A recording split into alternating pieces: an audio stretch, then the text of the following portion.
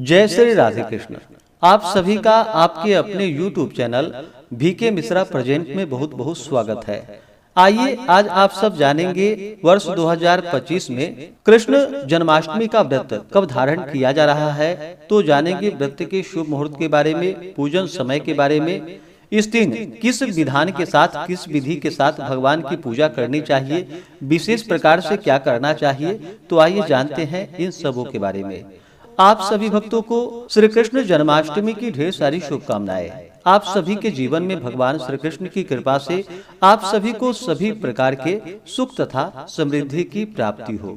जन्माष्टमी का व्रत, यह व्रत भाद्रपद मास कृष्ण पक्ष की अष्टमी तिथि के दिन धारण किया जाता है। भगवान श्री कृष्ण का जन्म भाद्रपद मास कृष्ण पक्ष की अष्टमी तिथि बुधवार को रोहिणी नक्षत्र में अर्धरात्रि के समय वृष के चंद्रमा में हुआ था। अतः अधिकांश उपासक उक्त बातों में अपने अपने अभिष्ट योग का ग्रहण करते हैं। शास्त्रों में इसके शुद्धा और वृद्धा दो भेद हैं।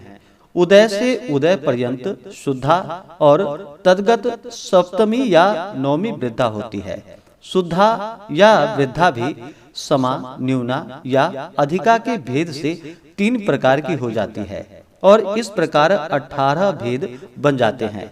परंतु सिद्धांत रूप में तत्कालीन व्यापनी अर्धरात्रि में रहने वाली तिथि अधिक मान्य होती है। यदि वह 2 दिन हो या दोनों ही दिन न हो तो सप्तमी वृद्धा को सर्वथा त्याग करके नौमी वृद्धा का ग्रहण करना चाहिए। यह सर्वमान्य और पापग्न व्रत जो कि बाल, कुमार, युवा और वृद्ध सभी अवस्था वाले नर नारियों के करने योग्य है। इससे अनेक प्रकार के पापों से निवृत्ति मिलती है और सुखादि की वृद्धि होती है। सभी प्रकार के सुख और संतति की प्राप्ति होती है।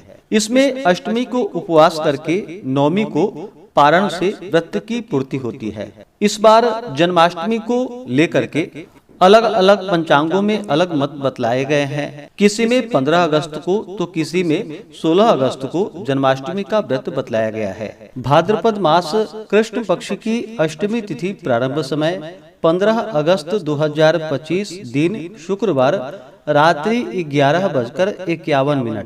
यह समय जो कि सनातन पंचांग के अनुसार है और वाराणसी ऋषिकेश पंचांग के अनुसार अष्टमी तिथि प्रारंभ जो कि 15 अगस्त की रात्रि 12:58 पे है और अष्टमी तिथि की जो समाप्ति है वह 16 अगस्त 2025 दिन शनिवार रात्रि 9:36 सनातन पंचांग के अनुसार और अष्टमी तिथि की समाप्ति रात्रि 10:29 यह वाराणसी पंचांग के अनुसार समय है।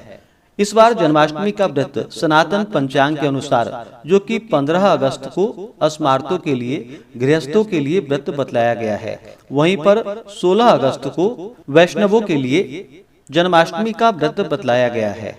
कहीं कहीं अष्टमी व्रत धारण किया जाता है वैष्णवों के लिए खास करके, और कहीं पर जो कि जिस दिन रोहिणी नक्षत्र प्राप्त होता है उस दिन व्रत को धारण किया जाता है। इस बार रोहिणी नक्षत्र जो कि 17 अगस्त 2025 सुबह 4:39 से शुरू है और इसका समापन अगले दिन यानी कि 18 अगस्त को सुबह 3:17 पे रोहिणी नक्षत्र की समाप्ति होगी।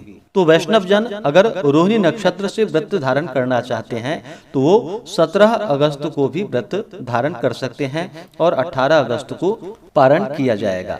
तो आप अपने जगह और स्थान के अनुसार, लोकाचार के अनुसार, वहाँ पे जो भी चल रहा है उसके अनुसार व्रत धारण कर सकते हैं। ज्यादातर वाराणसी पंचांग के अनुसार और बिहार के जितने भी पंचांग हैं उसके अनुसार 16 अगस्त को अस्मार्त और वैष्णव दोनों के लिए व्रत बतलाया गया है और सनातन पंचांग के अनुसार 15 अगस्त को अस्मार्तों के लिए, गृहस्थों के लिए और 16 अगस्त को वैष्णवों के लिए व्रत है। तो जो भी आपको अच्छा लगे उसके अनुसार आप व्रत को धारण कर सकते हैं। 15 और 16 अगस्त को ब्रह्म मुहूर्त का समय सुबह 4:24 से सुबह 5:07 तक होगा। प्रातः काल पूजा का शुभ मुहूर्त सुबह 4:45 से सुबह 5:05 तक होगा और शाम को पूजा का शुभ मुहूर्त शाम 7 बजे से लेकर के रात्रि 8:05 तक होगा।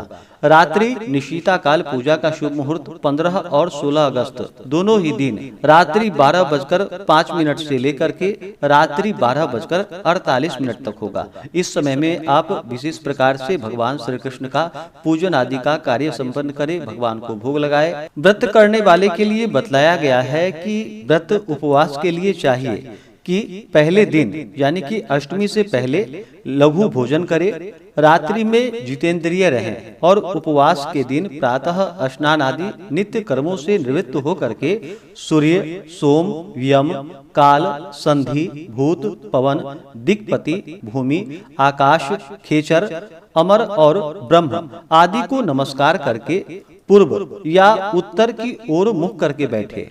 हाथ में जल, फल, कुश, फूल और गंध ले करके व्रत का संकल्प लेना चाहिए। अपने जगह और नाम का गोत्र का उच्चारण करते हुए कहें कि ममाखिल पाप प्रशमन पूर्वक सर्वा अभिष्ट सिद्धये श्री कृष्ण जन्माष्टमी व्रत संकल्प्य महम करिष्ये। इस प्रकार से अपने नाम और गोत्र का उच्चारण करते हुए कहना चाहिए और मध्याह्न के समय में काले तिलों के जल से स्नान करना चाहिए, यानी कि दोपहर के समय में।